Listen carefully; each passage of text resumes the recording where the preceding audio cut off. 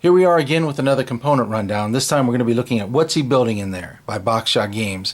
It's designed by Sean Scott Garrity. It's for 2 to 6 players. Basically, it's a worker placement resource management game where each player controls a mad scientist and his minions. In the game, you're trying to complete your doomsday machine and escape plan. So you will send your mad scientist or one of your minions to the workshop or black market to gather, trade, and upgrade resources. Your scientists will spend time in the lab, genius at work. Your minions will give you manual labor, and you'll use the labor, the resources, and the genius to create inventions, some of which will be used to complete your doomsday machine and escape plan. Others will just help you perform better during the game. In the meantime, you'll want to find a place to do all this, add security, and if you have time, find an exotic pet to impress all your friends and, of course, your enemies as well. Ultimately, though, you're trying to have the most victory points at game's end. And you will get victory points from your doomsday device and your escape plan. The higher level you complete, the more victory points you can earn. Being the first to create inventions during the game, and the level that you're at in social and in your security and with your exotic pets track. In the end, you must complete at least one level of your doomsday machine and at least one level of your escape plan and have the most victory points in the process. If you fail to create one level of both your doomsday device and your escape plan, then you can't even win the game no matter how many victory points you end up earning. You have the rule book. No problems with it at all. Full color, glossy, some illustrations. Pretty easy to understand the rules of the game. This is the board. It's pretty long board, so hard to get into one shot of the camera, but I'll be giving you a close-up of each different section here to show you the details of the board. In this section of the board, first thing you see up here is the turn track. Basically 15 rounds in a game. This tracks it, and if you notice, the round 5 is red because if you haven't built real estate on the social track by turn 5, and you have to pay rent at the end of every turn. The workshops is simply where the workshop cards will go. They'll rotate each round. Same with the black market. The black market cards will change each round. And then these two are permanent actions where you can get money, and this one gives you money plus the first player marker. This section of the board basically shows two things: genius at work and manual labor. So you'll send your mad scientist here, and he'll gather genius at work points, which you can then spend to create inventions. Also, you'll need genius at work for both your doomsday device and your escape plan. And this is where you'll send your workers to basically gather manual labor for the same exact thing. You need that stuff to create inventions, and you need it to do doomsday device and escape plan. If you notice, these are these are yellow, and these are gray. Yellow means only your mad scientist can go there. Gray means only your minions can go there. And there are some in the game that are split both colors, meaning either or can go there. This section of the board gives you 3 tracks: your social track, your security track, and your exotic pets track. Basically, you're just getting victory points the higher you go on each track. The red sections you see here, this is real estate. You need to acquire that so you don't have to pay rent. You start paying rent at turn 5. And then these two, for the security and exotic pets track, you can't gain those unless you've reached the real estate level there. At the top of the board there, you can just see little places to place all the different kind of cards and then along the edge of the track you can see the score track, which you'll use to track victory points. You have the direct effect inventions, basically inventions that you'll create to help yourself or hinder your opponents during the game. They won't actually help you complete your doomsday device or escape plan, though. You can see here the victory points you get at the end of the game, the name of the invention, the resources that you need in order to complete the invention, and the special ability that will give you throughout the rest of the game. There's just one of each one, and they're all unique. These are the intermediate invention cards, And these are the inventions you'll need to complete your Doomsday device and your escape plan.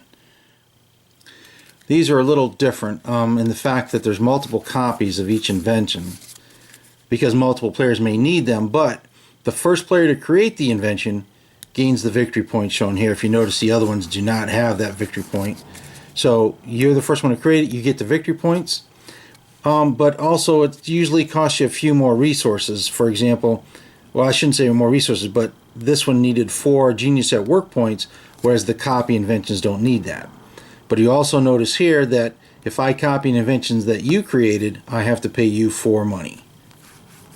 And there's a multiple of these. Like I said, these are what you'll be using to create your Doomsday advice and escape plan. But the best invention of all, of course, is duct tape. Can basically be used to in place of any invention for your Doomsday device or your escape plan. However, if you notice here, you actually lose victory points. Now the inventor gains victory points, but the other players that use this simply lose victory points because they use duct tape in place of the real invention they should have used. But it's still the most awesome invention ever. These are the black market and workshop cards. They will randomly rotate onto the game board throughout the game, and you can send your evil doctor or the minions to try to gain the resources or money.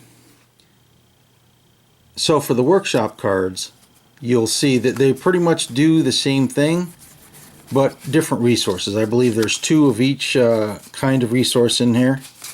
And basically when the card is available, you can place either your minion or your evil doctor. The yellow gray space is the only place that you can put either or. These 2 can only be minions.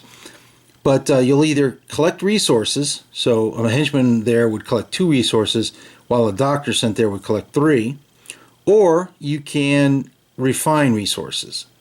Now whoever the first player places on this spot here, he gets to decide whether he's collecting or he's refining, and what he decides, the other players have to follow suit. So if he collects resources, then any player placed on here as well has to collect as well. They cannot refine. These are the black market cards.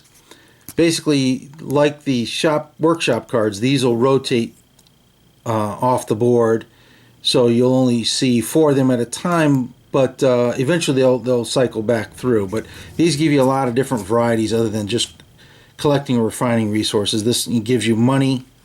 This one you pay money and 2 basic resources to get 1 refined resource. If you notice, the square represents the basic resources and the circle represents the refined. But there's a lot of different things that you can do in here. Work the same way though. Since this is gray, then only your minion can go there. And I believe, yes, all of these are for a minion. Your mad scientist would never go to the black market, obviously. You send your minions to do your dirty work. These are the resource cards. There's 6 different resources. Each resource has a raw version of it and a refined version of it. These are the resources you'll be using to create inventions. You'll notice on they look very similar, but if you except for the text, and here this is a square. For all raw resources are squares, all refined are circles. Then you have your player pieces, basically your evil doctor, and there's 3 minions. And then you have cubes basically to track all your position on all the different tracks. Manual labor, Genius at Work, the social track, the security track, and the exotic pets track. And like every good game should have, a turn summary card that way, and they have one for every player, which is, I think that's an awesome thing. Every game should have that.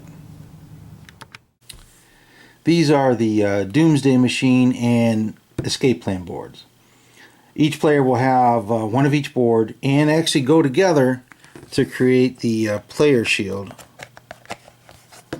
for the player to hide the resources and money that you have.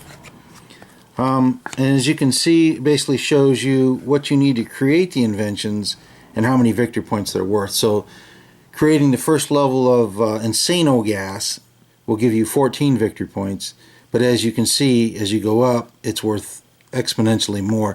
And should note that if you don't at least create stage 1 of each of these, then you can't win the game. You automatically lose. These are the money tokens, basically in denominations of 1s and 5s. Nice quality and everything. They're pretty generic. I don't know that they fit the theme very well, but again, they work for what you need them to work for, and there's no problems with them.